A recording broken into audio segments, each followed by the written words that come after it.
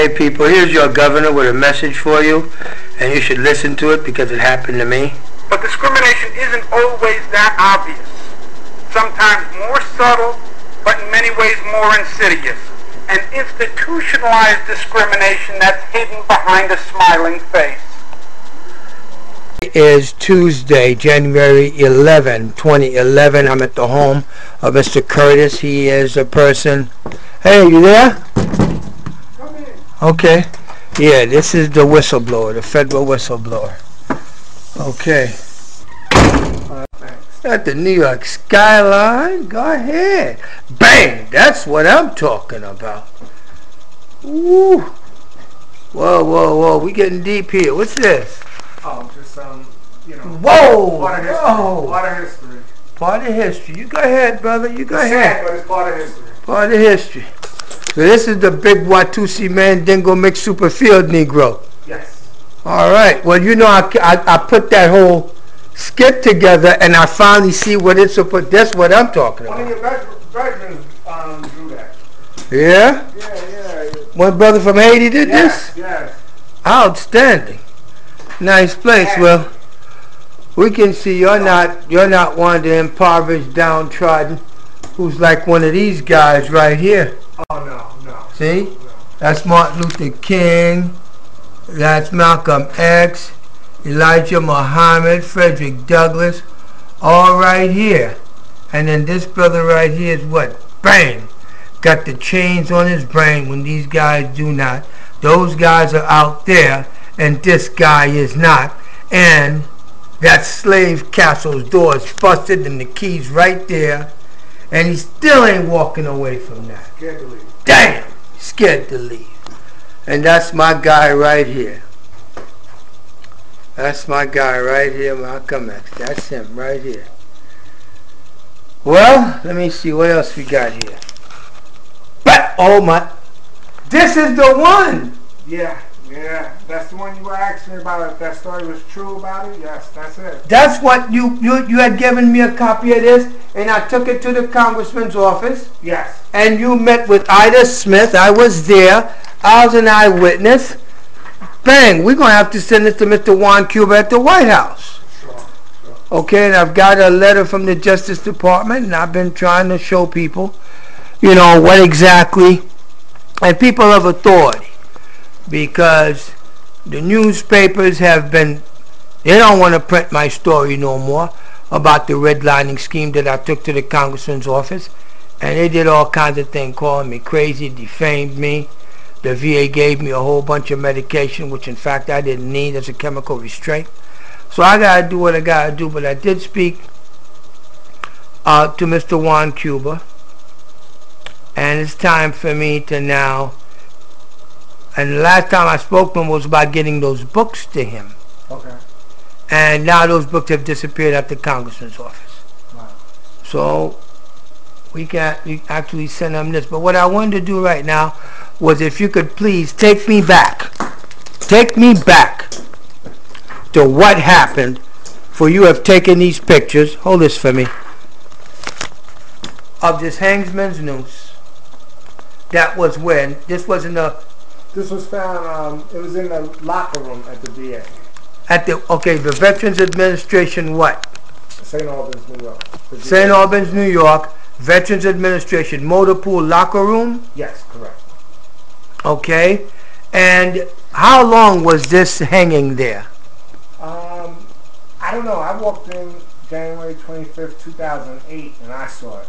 But now January 25th, 2008, and that's when you first saw that. Correct. And it stayed there for how long? No, they took it down immediately after that. After the police were notified. Oh, so you called the police after that? There was a police report? Yes, correct. The police never called the press on this? No. When you took it to the congressman's office, did they call the press? What happened when you went to Ida M. Smith after I turned you over to her? She spoke to me a few times about it, but nothing amounted out of it. I didn't get any feedback. I didn't get any change. And they told me that the federal government says it's legal to hang them. They said it's not. Ida Smith told you, said that the federal government said it's legal to put a hangman's noose. They said that they're not illegal, but a noose is not against the law by the federal government. But a swastika is considered a felony hate crime, where a noose is not considered a hate crime. And Ida M. Smith told you this. Yeah, in the discussion, she was like, there was nothing she could do about it. Okay. And are you aware that she ever contacted anybody at the Veterans Administration? I believe she spoke to the union. Outside of that, I don't think it went much. And then what happened to you? Nothing. They offered to transfer me to Brooklyn, Manhattan, or Staten Island. In other words, get you out of the St. Albans VA. Yes. Did they talk to you about who put that there? Did anybody ever ask you who put that hangman's noose in the locker room at the Brooklyn VA? I mean at the St. Albans VA on January 25th, 2008? No. No. Do you know who did it? I don't know who did it, but I know whose coat rack it was hung on. I found it was hanging on one of my coworkers. What was the name of the person's coat rack it was hanging on? Yes. Frank Castellano. Frank Castellano. Correct. What happened to Mr. Frank Castellano after you reported this? Actually, he got a promotion from work leader to supervisor, and they wanted me to work under him after that. And when I told them that they were adding insult to injury, they asked me, they told me, when I told them I didn't want to work under his supervision after the incident, yes, they told me that they can transfer me to Brooklyn, Staten Island, or Manhattan, which I refused to go because I like St. Albans. I've been there 20 years, and I feel that I should not be transferred. Now, were there other instances with Mr. Castellano or other Caucasian gentlemen at the Brooklyn VA Hospital motor pool that would lead you to think that there is an embedded racist environment in that motor pool? Yes, I would think so. Because, elaborate, please. Well, a brief incident to me happened roughly about 15 years ago. I came in there as a motor pool operator, as a motor vehicle operator, and shortly after that, 2 Caucasians came in there, and they were made grade 8s, and I was a grade 7. And when I brought it to their attention, saying, "How come I'm a 7 and they're 8s?" They told me when I get an ACDL license, they'll make me a grade 8. Immediately, within 2 to 3 seconds, I reached in my pocket, handed them a Class A CDL license. And they kept promising me to give me the grade, and they never did.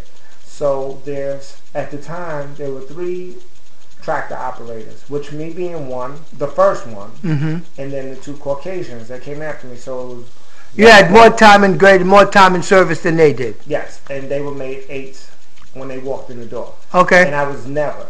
Here it is, 17 years later, and I'm still a 7. So it looked like you sound like somebody, federal government owe you some money. Yeah, with some interest. With some interest and back pay. Yeah, 17 years. Pay a little pain and suffering, a little humiliation and degradation. And then this is what I'm rewarded with. And bang! That's what you know Frank Castellano did it, don't you? I would surmise that it does belong to him. You suspect him? Yes. Now, tell me about the other guy who put a little hangman's noose in the hands of that female 6 months ago at the Brooklyn VA. You can tell it. You're a federal whistleblower. You should be protected. And we're sending this to the White House. Well, another coworker of mine, I heard they had an incident too where somebody personally handed them a noose.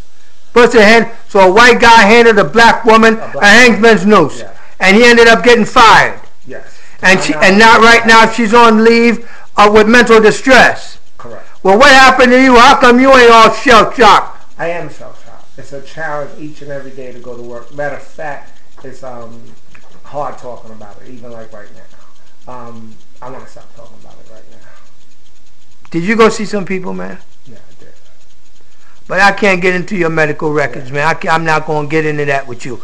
Now, I want you to tell me your name. Tell me your name, and give me the name. I got to have a name. Curtis Bench. Curtis? Bench. You work at the Brooklyn VA? St. Albans. St. Albans VA? Correct. And you've been there 20 years? 22 years and 8 22 years in April? Yes. And you're a whistleblower? Correct. Are you afraid something's going to happen to you? Yeah, I am. On a day-to-day basis, just going to work with the atmosphere and just all of the stuff that goes on and transpires. Oh, don't talk to him. He's a troublemaker. And so they've been slandering your name? Correct. You've been profiled? Correct. As a troublemaker. For standing up for my rights of not wanting to see a noose in a federal facility. And you went to your congressman's office and they blew what?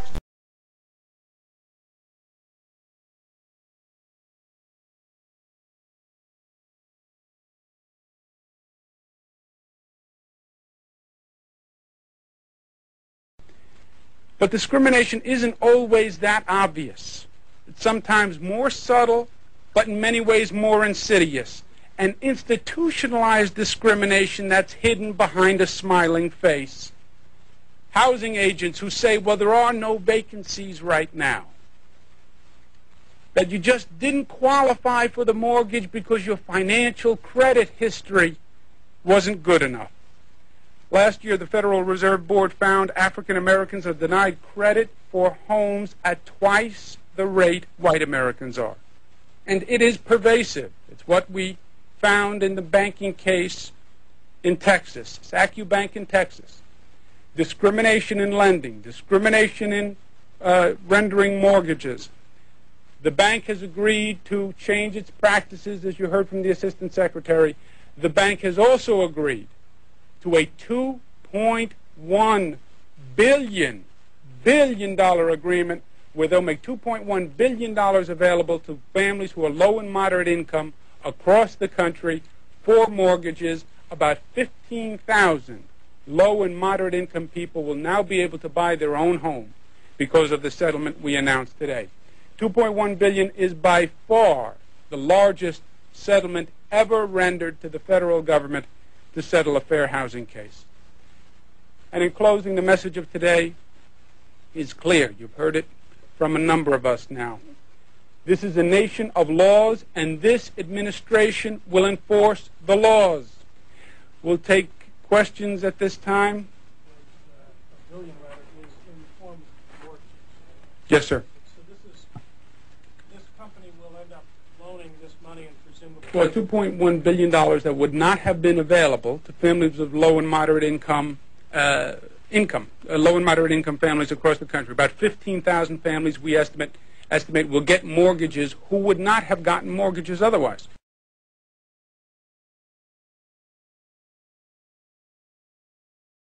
But aggressively to take a greater risk on these mortgages, yes. To give families mortgages who they would not have given otherwise, yes.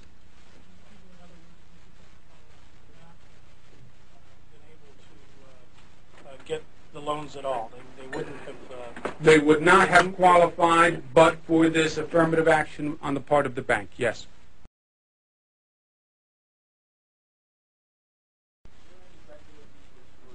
Minorities are represented in that low and moderate income group? It is it's by income, and is it also by minorities? Yes. With the $2.1 billion lending that amount in mortgages, which will be a higher risk, and I'm sure there'll be a higher default rate on those mortgages than on the rest of the portfolio. That is the remedy that we sought, and the remedy that I would prefer, 15,000 families. This is of a scope so beyond anything that we've really done in the past. We had one settlement just a couple of weeks ago, which was part and parcel of this, which is in the range of about $1 billion. But after that, the closest settlement was $300,000, $400,000, $500,000. So this is of a scope that much surpasses anything we've done in the past.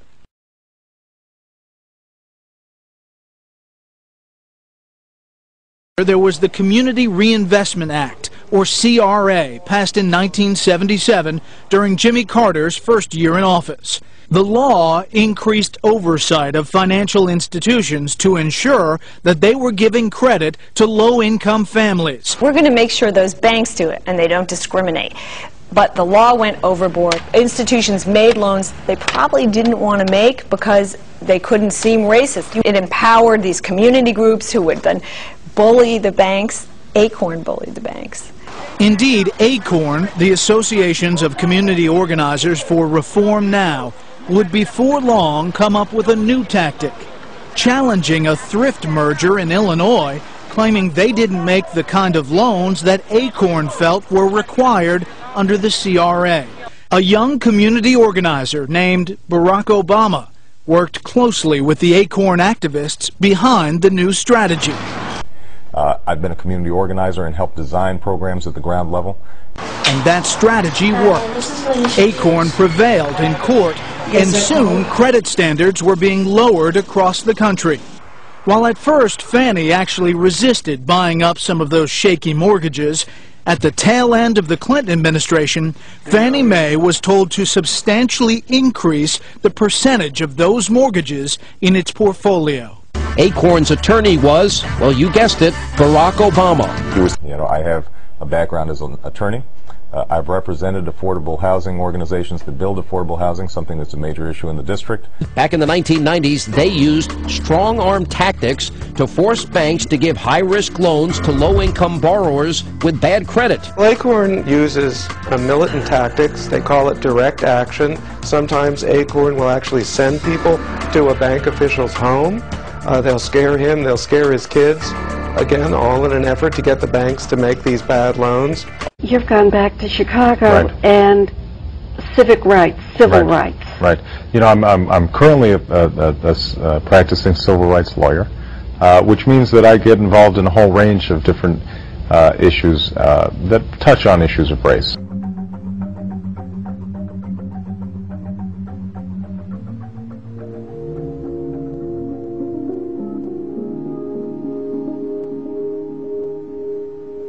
We look at the subprime mortgage fiasco that's taking place today. Subprime lending started off as a good idea, helping Americans buy homes who previously couldn't afford to. Financial institutions created new financial instruments that could securitize these loans, slice them into finer and finer risk categories, and spread them out among investors and around the country as well as around the world.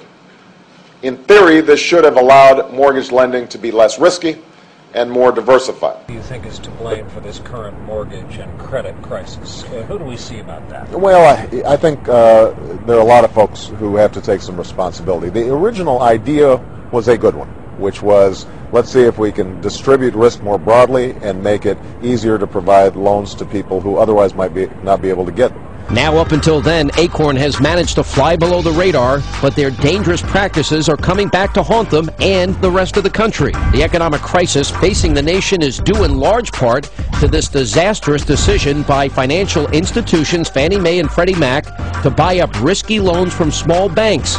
But it's groups like ACORN that force those banks to give out those loans in the first place. What do you think of the ACORN scandal, and how do you think it will affect the election?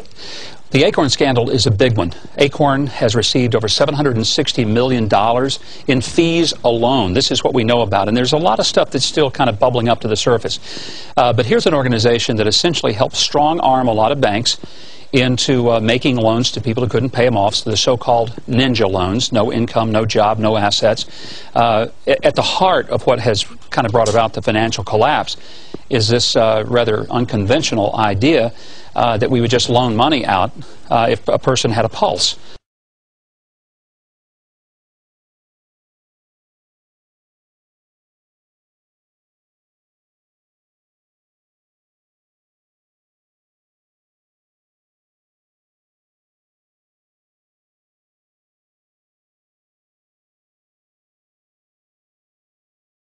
$8 years they had a chance the other side here to get this economy right. 8 years. And they're the ones that drove it into the ground and dares criticize when someone is turning it around so that we go in the right direction. 8 years. This didn't happen overnight when we start losing jobs. When President Bush left office, we were losing 750,000 jobs a month. What did they do? Nothing. Then you have President Obama come on board. started turning things around. And what do? Criticize. Criticize progress of creating jobs again. Criticize trying to create an opportunity for Americans to have good health care again. Criticize the fact that we are able to improve bridges and roads. Criticize the fact that we're going to be able to put more people to approve the money to help the unemployed. 8 years of driving the economy into the ground. 1 year. Obama had 1 year, President Obama, to make sure that we begin to restore America to the prosperity that we had 8 years prior to the Bush administration. Let's continue to move in the right direction.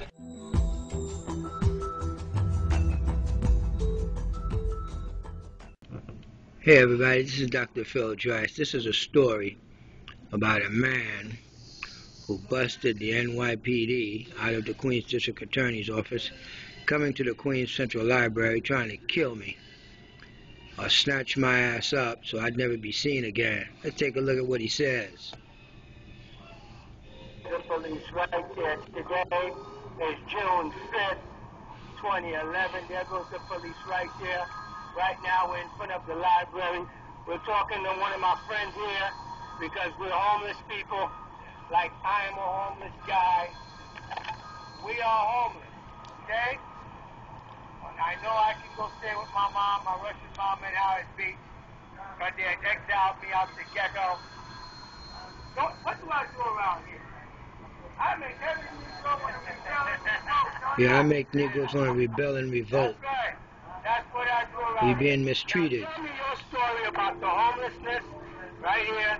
And then tell me about the detectives. So tell me about the detectives coming over here looking for me. Stay right there, stay right there. When the detectives will come here, in and out the library, they have regular NYPD outside, they have the undercover homeless hanging out at the library. I will come in and out. They even had cops that were playing homeless hanging out in the library. Yep. Detectives, undercover cops that were playing homeless in the library. Who were they looking for? You. That's right. And did they tell you why? Nope. But don't you think it must have been a pretty big deal for them to orchestrate such a big deal for one little guy? Just me, one little Haitian French green card guy who will not be a good nigger in America. Can I help? Finish with your story, brother. I just made it in the homeless shelter, and the homeless shelter system is nowhere to be. They get ready to consolidate everything. There's no job, minimum wage is about to get locked down. They're only giving you 20 hours. They only hiring for security. And you did see that newspaper article that was in the New York page that said that there were no homeless. Show me the homeless. Remember that one? They're all over, but they got homeless 42nd Street, Grand Central. They sit on the inside. A friend of mine from Wall Street, I met in the shelter system. He let me know over by Port Authority, there's a section for the homeless, right at Port Authority. Now do you see why I allowed myself to be evicted, to live with the homeless, and to do this, because Dr. DRICE can. I got special forces training, I'm a fairly educated guy, and I spend all my money on black people, most of them hate my ass. But guess what? Look, man, we just try to live as human beings. Yep. That's it, man. Them black leaders ain't shit. And I'm talking about Congressman Meeks, you piece of shit. I'm talking about State Senator Huntley. I just put you out of freaking business by giving your Attorney General information against you, and your whole family busted, and you're out of office. So all the other black elected officials of the 5th Congressional District shaking in their freaking boots right now on September 29, 2012, and I'm in a homeless shelter for veterans. Can you find me to kill me? Bang! That's what I'm talking about. Now, I gotta regain my economy and get to Canada, because this country's destroyed me so bad and hurt me so bad as a veteran that I'm ashamed and embarrassed. I am ashamed and embarrassed to be an American soldier, because this country is a traitor country and ain't nobody trying to really help me. I'm taken as a crazy man, That's the reason why I'm in this place where I'm at right now. So, thanks, America. I appreciate everything you done did. Let's go over my life. And all your enemies that want you, I ain't one of those enemies. But as far as being your friend, I can be that when I'm in Canada, and I ain't here. I don't even hear English spoken in Quebec province. Thank you very much. I'm a French green card guy. So I'm happy for you and your great empire and all your weapons and all your mass destruction and selling entertainment as love. And I got to go to another country, find a wife, because I can't afford one in the United States of America. Thank you very much. Because if I don't go into goddamn slavery for a Negro and she-male, there's no love to be found. There's no love. So thank you and all your baby kids and all your bastard baby kids and all your charity and all the 7% Romney says depending on the government. I don't need the government. Thank you very much. You can keep your Obama and your Congressman Meeks, your State Senator Huntley, your State Senator Malcolm Smith, your Assemblywoman Vivian Cook, who's got cancer, and nobody knows that she's going to get chemotherapy, incapacitated, and she don't switch over power. People are not being represented. It's just a whole bowl of fraud and a bowl of crap. Thank you very much, America. Thank you very much. Let me show you. Thank you. Thank you for making me a piece of shit because of my skin color. You have your nice freaking day. Bye-bye. Dr. Drice, I'm in downtown Jamaica. This is in front of the Coliseum. Let me go see one of my boys, the policeman over here. That's what I suspect. Oh, there, my boy, right here. What's happening? I'm good. Long time no see and everything. Yeah, man, I've been hiding out from the police. Oh, yeah, because they had you all around with papers that were wanted something. I don't know what happened. They had me wanted in the paper. Yeah. They've been showing it around. All these stores I had. They went to every store. They asked me why I know you and everything. I told them no, I've never seen you. You goddamn right. You know what I do? Now, have I been spending my money, my life, and everything helping everybody in this community? Since I know you, since first time I saw you, you had that. The school, yeah, the Segway. I met you. That's got to be at least 5 years. More than that. Yo, man, they just destroyed my life. The congressman orchestrated a death threat against himself and had the DA's office hunting me. I got interviewed with the people from the library that they had undercover cops playing homeless. Even when I was homeless, did I ever look homeless? Love you, brother. Right. Thanks a lot, man. All right, you know, I know the boy. I said hi, but I got to run now. Thank you, brother. Love you, man. Thank you.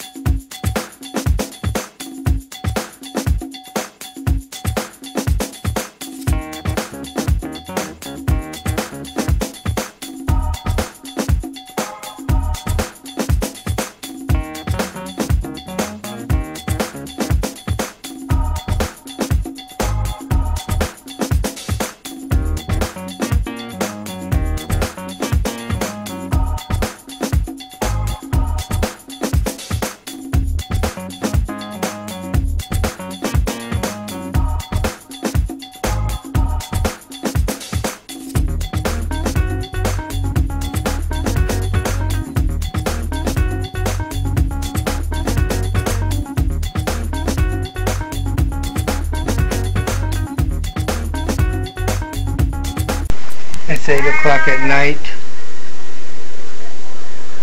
I'm at Highland Care Nursing Home. I came to say goodbye to Mrs. Green because by the time they figure out I did all this videotaping, people being neglected, warehoused in here, I'll never be let back in here. But if you die before I do, tell God not to forgive Congressman Meeks, not to forgive New York State Senator Huntley, not to forgive New York State Senator Malcolm Smith. Vivian Cook has cancer. She's going to die real soon, about 3, 4, 5 years, whatever it is. She should live very long so she can suffer a long time. New York City Councilman Leroy Convery, he ran her for an abomination. This is Sunday night, 8 o'clock at night, and these are the people. Look at this.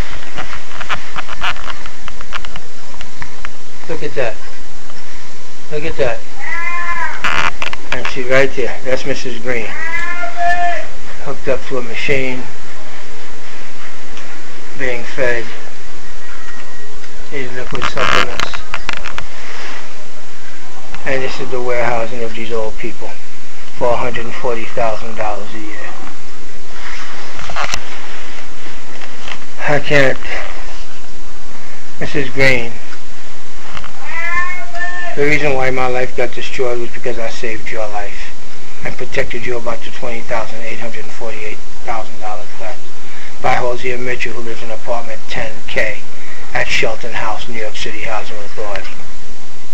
Somebody help me out here, man. My life's been destroyed, everything. You hear these people yelling in here? This is the woman that was thought to be dead. She's not dead. She's not dead. She's right here. She's right here at Highland Care, and that's her roommate. Okay? She is not dead. Mrs. Green did not die. I've been coming here for years. I kept a secret. I knew all this. I told everybody where she was, but they covered it up. The District Attorney's Office, Creedmoor Psychiatric, Human Resource Administration, Adult Protective Services. Everybody covered this up. And the District Attorney knows because I charmed Bianca into giving her the thing to go to my website, and the DA calling me, want me to come in there so they can arrest me and abuse me. Not going to happen. They come and get me, they can come and get me.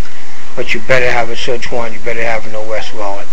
That's all I know. This is the victim of a Nazi copycat crime that Mayor Michael R. Bloomberg covered up.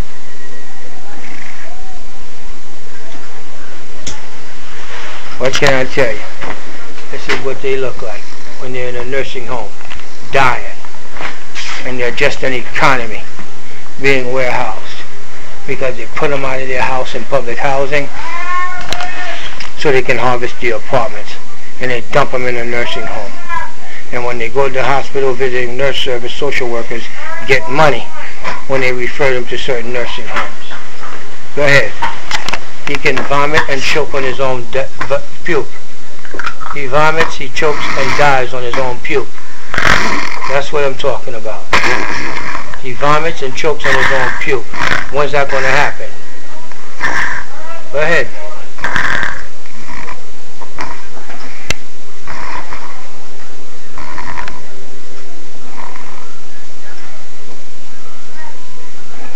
Go ahead.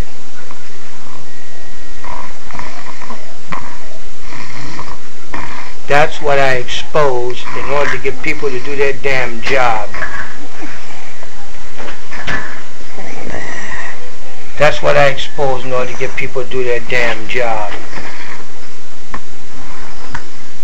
I'll never see these people again in life because I am the housing. Today